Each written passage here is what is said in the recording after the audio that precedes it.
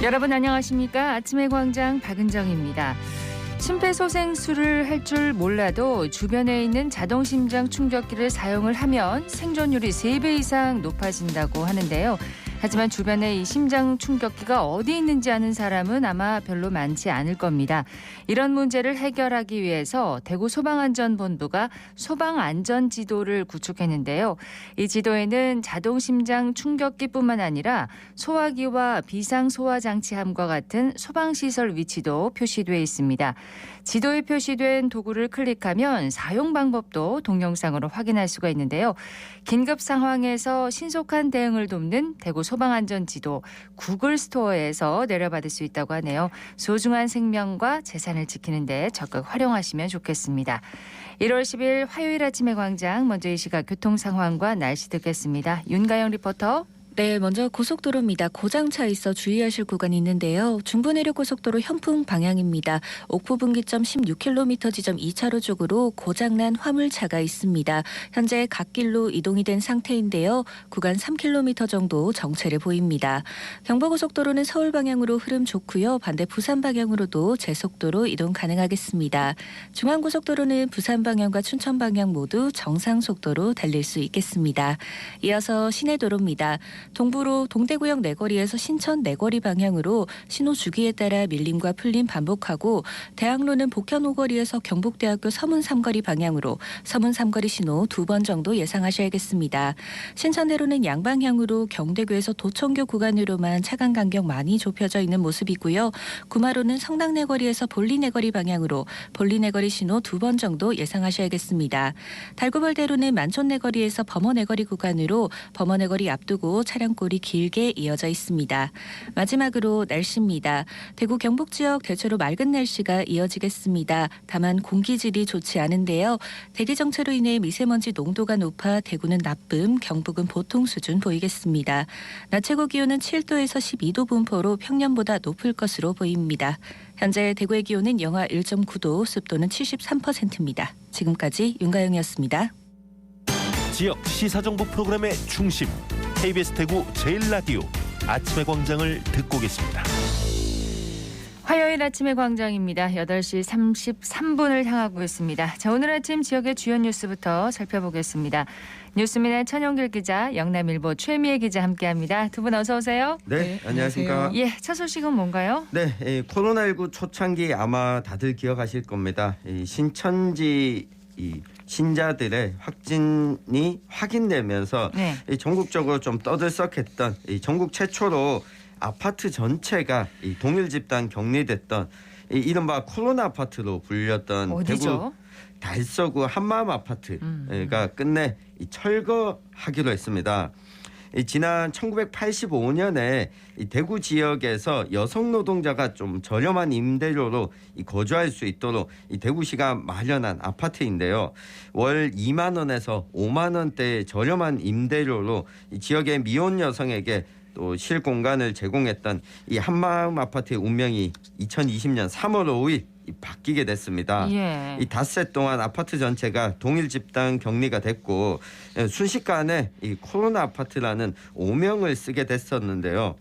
이 대구시는 코로나19 확산을 방지하고 아파트의 새로운 활용 방안을 마련한다는 이유로 이 격리 이후에 더 이상 입주자를 받지 않았습니다. 네. 그러다가 지난해 11월 8일 마지막 입주자가 이 방을 빼면서 더 이상 아무도 살지 않는 곳이 됐거든요. 철거되는 건가요? 그렇습니다. 철거를 통해서 이 아파트가 있던 곳을 공공임대주택인 행복주택으로 다시 재건축하기로 했는데, 그렇군요. 그동안 아마 이곳을 거쳐간 많은 분들이 계실 텐데 2025년이면 행복주택이 들어설 예정이라고 합니다. 네, 또 많은 분들이 좀 혜택을 받았으면 좋겠습니다. 그렇습니다. 예, 다음 소식 들을게요. 네, 대구 도심의 남북 구간을 연결할 도시철도 X코선의 노선과 정거장을 포함한 기본 계획안이 다음 달 말쯤 열리는 주민공청에서 윤곽을 드러낼 전망입니다. 이번 공청회는 국토교통부의 X코선 기본계획 승인을 얻기 위한 절차의 일환인데요. 공청회에서는 그간 추진되어 온 사업 방향과 노선, 정거장 위치 등 X코선 구축에 필요한 기본 계획안을 공개할 가능성이 있습니다. 네. 또 주민 의견을 수렴하는 시간도 가질 예정입니다. 대구시는 엑스코선이 지나는 북구, 동구, 수성구와 구체적인 공청회 방식을 논의한 뒤 주민 의견 수렴에 적합한 장소를 물색할 방침인데요. 공청회와 함께 전략 환경 영향평가 통과를 위한 주민 설명회 개최도 협의 중입니다. 도시철도 노선인 엑스코선은 전체 10개역이 설치되는데요. 환승역인 2호선 범어내거리역과 1호선 동대구역, 출발역인 3호선 수성구민 운동장역과 종착역인 이시아폴리스역 등 4개역은 고정된 것으로 알려져 있습니다. 네. 이번 공청회에서 나머지 6개 역에 대한 대략적인 위치가 공개될지가 관심사입니다. 자, 그러면은 기본 계획 승인 여부는 언제쯤 발표될까요? 네, 빠르면 6월쯤 발표될 것으로 예상되는데요. 대구시는 국토교통부의 기본계획 승인을 획득하는 대로 엑스코선 기본 및 실시 설계를 위한 용역을 발주할 계획입니다. 대구시는 당초 계획안 대로 사업이 진행된다는 전제 하에 올 하반기 기본 및 실시 설계 용역을 발주해 오는 2025년까지 엑스코선을 착공해 2028년 완공한다는 계획입니다. 네, 이를 위해서 다음 달 말쯤에 주민공청회가 열린다는 소식이고요. 소식 하나 더 들을까요? 네, 학교 비정규직 노동조합원들이 이 저임금 등 열악한 처우 개선을 요구하면서 이 대구교육청 앞에서 무기한 천막 농성에 돌입했습니다. 학교 비정규직 노동조합들의 연대체인 이들은 어제 이 대구교육청 앞에서 기자회견을 열고 이 정규직 비정규직 간 이 차별 철폐와 저임금 방지를 위한 임금 개편안 마련을 요구하고 나선 겁니다. 이들은 이 공무원의 기본급의 경우에는 2.7%에서 5% 인상했는데 이 교육청이 비정규직에게 제시한 기본급 인상이 고작 1.54%에 불과하다면서 임금 체계 논의 자체를 거부하고 교섭이 좀 불가능한 안으로 버텼다 이렇게 주장을 했습니다. 예. 지금 7개월째 임금 교섭 요구를 해오고 있는데 이 진전이 없기 때문에 만약 이대로 진행될 경우에 사상 처음으로 신학기를 앞두고 총파업에 돌입할 수도 있다 이런 주장을 했습니다. 특히 이번에 학교 비정규직 노동조합들이 이 교섭을 벌이는 대상자가 예. 이 대구뿐만 아니라 전국 단위에서 대구교육청과 지금 교섭을 하고 있거든요. 전국 단위로요? 그렇습니다. 전국 17개 시도교육청들이 있고 여기에 교섭 대표자가 이 교육감들인데 이 전국 단위에서 개별로 진행하다 보니까 지역별 뭐 임금 차이도 나고 처우 개선 차이도 나다 보니까 이 교육감들 사이에서도 이 대표 교섭 교육감을 정하게 됐습니다. 네. 이 대상이 바로 이 강은희 대구시 교육감이 되면서 그렇군요. 대구뿐만 아니라 전국 단위의 학교 비정규직 노동자들의 임금 교섭을 담당하는 것이 이 대구시 교육청이 된 겁니다.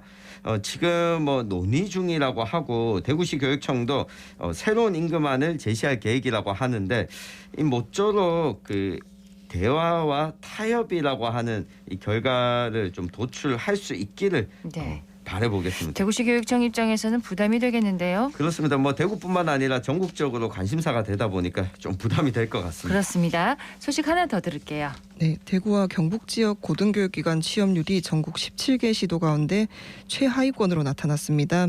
대구권 일반대와 전문대 대부분이 전국 대학 평균을 밑도는 취업률을 보여 취업률 하락에 이어 신입생 모집난 가중, 그리고 지역 청년 이탈 가속, 그리고 지역 침체 악순환 우려가 현실화되고 있는 건데요. 최근 2023년 교육부 대학정보 공시를 통해 발표된 2021년 졸업자 취업 통계 조사에서 대구와 경북 지역 고등교육기관 취업률이 전국 17개 시도 가운데 대구는 전북과 함께 65.8%를 기록해 하위 4위였고요. 네. 경북은 65.3%로 하위 3위를 기록했습니다. 대구 경북보다 취업률이 낮은 지역은 부산과 제주뿐이었는데요. 서울이 70.1%로 가장 높았고요. 인천, 서울, 울산, 대전, 세종, 경기, 충남, 전남 순으로 취업률이 높았습니다. 대구권 일반대 가운데 전국 평균 취업률을 넘긴 대학은 대구 한의대와 경일대가 때뿐이었는데요. 네. 대구 가톨릭대가 61%로 전국 평균에 근접했고 경북대 57.9%, 계명대 55.5%, 대구대 58.2%, 영남대 52.1% 등을 나타냈습니다. 예. 대구 경북 지역의 고등교육기관 취업률 전국 시도 가운데 최하위권이라고 합니다. 예. 어쨌든 이게 그 지역의 대학의 문제가 또 이렇게 이어지는 것 같습니다. 네, 맞습니다. 네, 예. 자, 이슈 토크로 넘어가도록 하겠습니다. 오늘 살펴볼 이슈는 뭔가요? 네, 새해 대구의 간송미술관과 이육사 기념관, 한국전선문학관 등 새로운 문화시설들이 문을 여는데요. 오페라 축제는 20주년을 맞아 야외 오페라와 오페라 어워즈 등을 야심차게 준비하고 있습니다. 새해 달라지는 지역 문화예술계 소식을 살펴보겠습니다. 그렇습니다. 올해 문을 여는 문화시설들이 꽤 많습니다. 네, 하나씩 네. 살펴볼까요? 네, 특히 미술 작품 관람하시는 분들께는 올해가 이 대구에서 이 좋은 작품들을 감상할 수 있는 이 계기가 될 것 같습니다. 대구미술관 옆부지에 들어서는 이 대구 간송미술관 그리고 대구미술관 이 부속동이 이 새로운 모습으로 오는 12월에 이 개관할 예정입니다. 이 간송미술관은 일제강점기 우리 문화를 수집해서 이 지켜냈던 이 간송 전영필 선생이 건립한 국내 최초의 사립 미술관인 간송미술관의 이 분관입니다. 네. 삼덕동에 있는 대구미술관 바로 옆에 이 지하 1층, 지상 3층 규모로 지금 건립 중입니다. 또 대구미술관 부속동은 이 근대미술 상설 전시관, 어린이미술관, 이 개방형 수장고 등으로 꾸며질 예정이고요. 현재 설계자 선정 작업을 진행하고 있고 오는 4월에 착공해서 12월이면 이 대구 간송미술관과 함께 이 개관할 예정입니다. 연말에 이제 두 곳이 개관을 하네요. 네. 대구미술관 부속동은 그러면은 근대미술 공간으로 특화하는 건가요? 그렇습니다. 대구시가 오래전부터 좀 구상해 왔던 건데 이 시각예술 이 클러스터를 구축하는 거였습니다.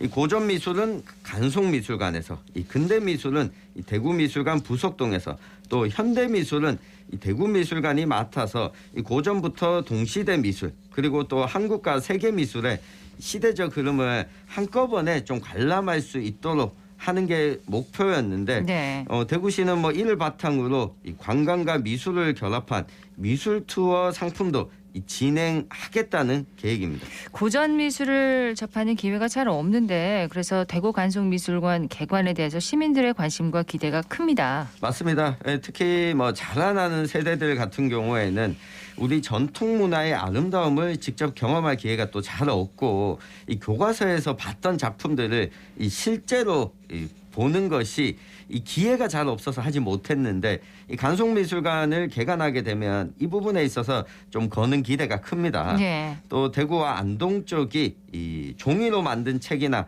이 서화류의 집중도가 굉장히 높은 곳이다 보니까 이 보존도 까다로운 종이 유물을 간송미술관이 갖고 있다 보니 이런 경험과 역량도 대구에 좀 축적되는 것 아니냐 이런 기대도 갖고 있습니다. 네. 올해 또 새로 선보이는 대구의 문화시설로는 또 뭐가 있나요? 네, 이육사 기념관과 옛 대지바 건물을 리모델링해 건립하는 한국전선문화관도 올해 말 개관 예정입니다. 민족시인 이육사의 대구 옛집터의 인근에 건립된 이육사 기념관은 현재 건물은 완공이 됐고요. 운영업체도 선정이 됐습니다. 그리고 또 콘텐츠 구성 등도 계획 중입니다. 이육사 시인은 청년기 시절 대구 반월당에서 독립운동과 작품활동 등 왕성한 활동을 했는데요. 비록 이육사 시인이 살던 고택은 아파트 건설로 헐렸지만 특별한 의미가 있는 장소여서 대구시와 지역주택조합 이육사 시인의 유족이 여러 차례 논의한 결과 조합 측이 아파트 공사와 함께 이육사 기념관을 조성하는 것으로 마무리했습니다. 네. 예, 대구시는 최대한 풍성하게 콘텐츠를 구성해 하반기쯤 개관한다는 계획입니다.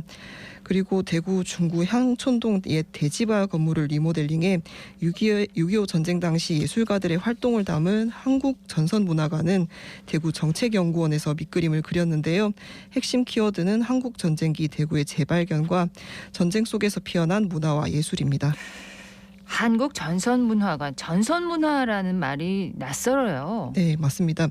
그렇지 않아도 자문회의에서 한국전선문화관의 이름을 놓고 논의가 있었는데요. 다양한 의견이 나왔지만 그대로 유지하자는 의견이 적지 않았다고 합니다. 전선문화라는 단어가 아직 익숙하지 않은 건 사실이지만 대구만의 독특한 장르면서 대구에서 뿌리를 내리고 꽃을 피운 자산이라는 점이 자문회의에서 이야기됐는데요. 네. 예, 전선문화관 설립을 통해 이를 꾸준히 알리면 언젠가는 인지도 인지도도 높아지고 익숙한 이름이 될 거라는 의견도 나왔습니다. 네, 익숙해지겠죠. 자, 이름에 걸맞는 그런 내용들을 잘 채워나가는 게 중요하겠습니다. 다음은 올해로 20주년을 맞은 대구국제 오페라 축제 얘기를 해볼까요? 네, 20주년을 기념해서 유네스코 창의도시 간 합동 특별 공연 등을 추진하기로 했습니다. 오페라 도시 브랜드를 또 제고하고 유네스코 음악 창의도시 이 브랜드를 활용해서 해외 극장과 교류함으로써 지역 콘텐츠의 경쟁력도 높인다는 전략입니다. 20주년을 맞아서 이제 오페라 축제가 어떻게 꾸며질지 참 궁금한데 공개된 내용이 있나요? 네, 우선은 야외 오페라부터 창작 오페라, 어린이를 위한 인형 오페라까지 이 다양한 프로그램이 준비되고 있다고 합니다. 올해 축제의 개막작은 베르디의 초대형 오페라 아이다인데 야외 공연으로 준비가 됩니다. 야외에서요? 네. 오페라 아이다는 이집트의 수에즈 운하 개통과 이 카이로의 오페라하우스 개관을 축하하기 위해서 작곡한 작품인데 현재 대구에서 어디서 공연할지는 장소 협의 중이라고 합니다. 또 다채로운 작품 등이 선보일 예정인데 국립오페라단이 제작한 이 베르디의 맥베스를 초청하고요.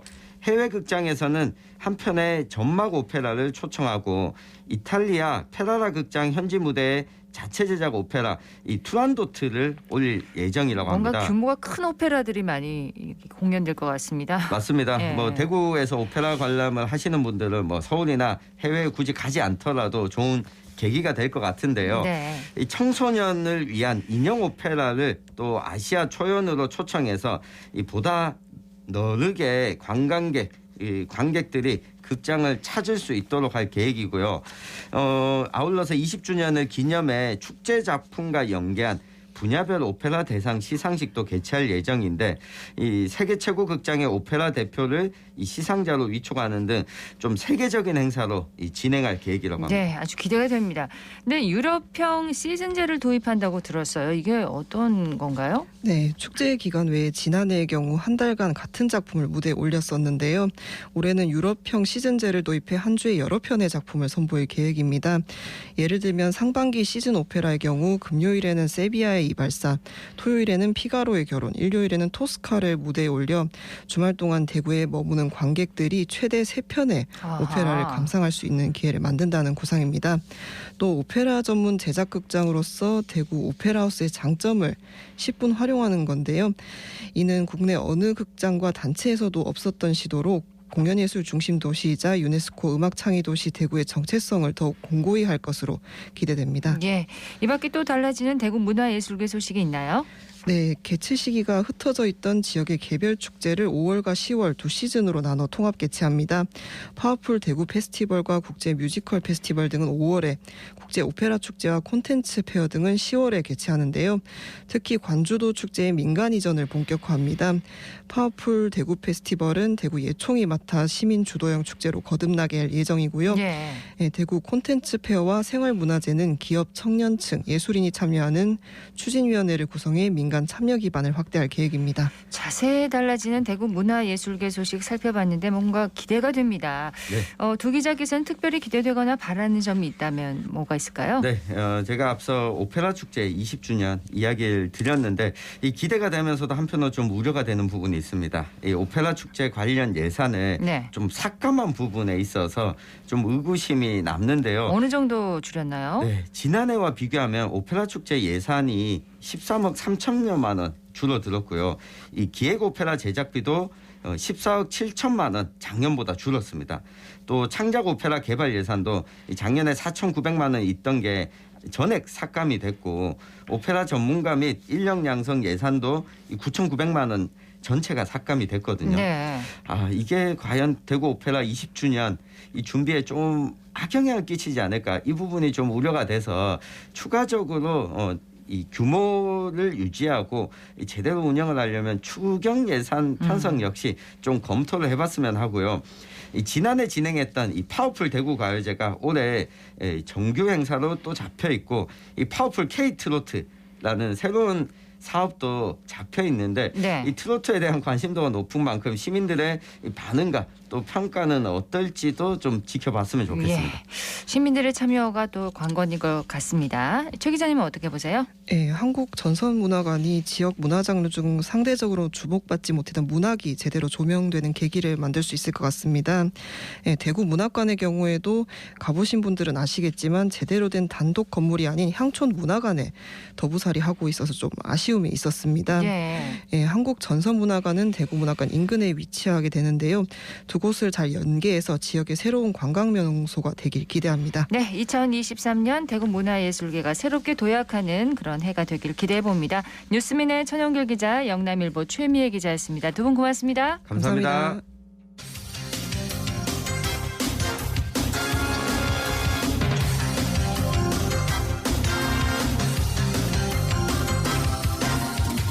8시 50분 지났습니다. 국립대구박물관에서 팔공산 은혜사 특별전을 열고 있습니다. 사찰에 관한 전시를 쉽고 재미있게 이해할 수 있도록 은빛바다로의 초대라는 어린이 교육 프로그램도 진행하고 있는데요. 서유리 리포터가 현장에 다녀왔다고요? 네, 은혜사는 통일신라시대에 지어진 오래된 사찰로 동화사와 함께 팔공산에 있는 대표적인 절인데요. 안개가 끼고 구름이 가득할 때면 그 모습이 마치 은빛바다와 같다고 해서 은혜사라는 이름이 붙었다고 그렇군요. 합니다. 네, 전시회를 도울 수 있는 교육 활동지를 풀어보고 스크래치 엽서 체험도 했는데요. 현장 소리와 함께 국립대구박물관 이유진 학예연구원과 이야기 나눠봤습니다. 친구들 혹시 박물관에 들어오면서 커다랗게 걸려있는 이 그림 봤을지 모르겠는데 혹시 보고 온 친구들 있어요? 저요. 보고 왔어요? 얼마나 컸어요? 작았어요? 컸어요? 거의 네. 엄마키 한 10개 정도. 10개 정도. 10개를 마련하여 건 불화. 아주 큰 크기. 그리고 이 그림은 한국에서 중국이나 일본에서 찾아볼 수 없는 우리나라만의 독보적인 문화유산인데요. 인도 거 아니에요? 인도 거 아니에요. 한국 거예요. 한국만의 특징인데요. 이 그림을 뭐라고 불렀냐면 괴불이라고 불렀어요. 재밌었어요. 어떤 게 재밌었어요? 따라 그리는 게 재밌었어요. 수미단 동물 찾기 있을 때 어떤 동물 3가지 있었더라? 공작새, 코끼리, 잉어. 그렇지. 팔공산 은혜사 은빛 바다로의 초대는 은혜사의 괴불이나 수미단에 숨은 동물들, 마음의 평안을 주는 소리, 깨달음을 얻는 사람들, 그리고 극락, 이러한 팔공산 은혜사에 담긴 이야기들을 함께 풀어나갔으면 좋겠다고 생각해서 기획하게 되었습니다. 은혜사에 대해서 좀 더 소개를 해주세요. 네, 은혜사는 아미타불을 모신 곳이자 이 서예가인 추사 김정희의 묵향이 가득한 곳입니다. 그가 쓴 불광, 대웅전, 은혜사 편액을 전시를 통해서 만날 수 있습니다. 또 걸개를 마련해서 건 불화인 괴불, 금동열의 자상 등을 보유하고 있는 사찰이고요. 또 수행 끝에 깨달음을 얻어서 중생에게 공양받을 자격이 있는 불교의 성자를 나한이라고 하는데요. 네. 나한 좌상은 1월 말까지만 전시를 한다고 합니다. 관심 있는 분들은 이번 달에 관람하시면 좋겠고요. 이유진 학예연구원에게 전시 연계 교육 프로그램에 대해 자세히 들어봅니다. 초등학생들에게 비교적 낯설고 어려울 수도 있는 사찰 전시를 어떻게 하면 재미있게 전달할 수 있을까? 전시에 관심을 가지게 할 수 있을까 등을 고민하면서 프로그램을 준비하였습니다.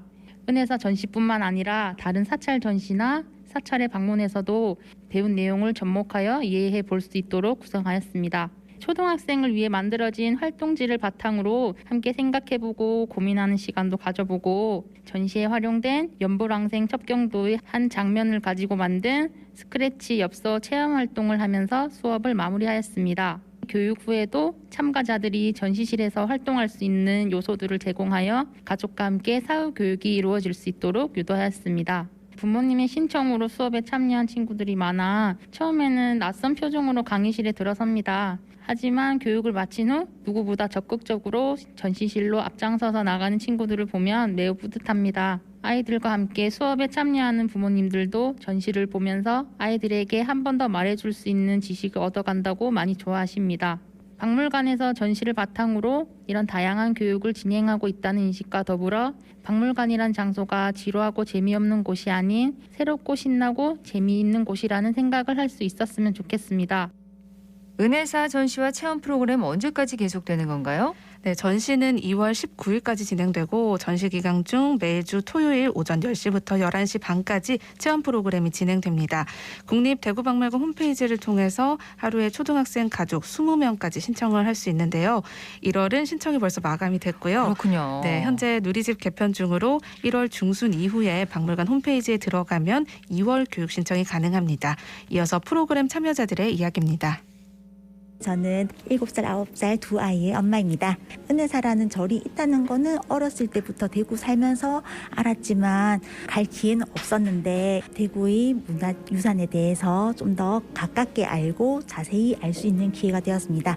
무진장이라든지 혹은 찰나와 같이 평소에 사용하는 어휘들이 불교에서 맞는 단어이구나라는 것도 새롭게 알게 되어서 좋았습니다. 7개의 보배로운 나무라는 그림을 스크래치 엽서를 통해서 체험해 볼 수 있었는데요. 하다 보니까 예쁜 색깔이 나타나면서 재미도 있고 시간이 어떻게 가는지 모르겠습니다. 앞으로도 이런 체험 프로그램이 많이 생겼으면 좋겠고 꼭 다시 신청해서 아이들과 함께 와보고 싶습니다. 두 아이 남매 엄마입니다.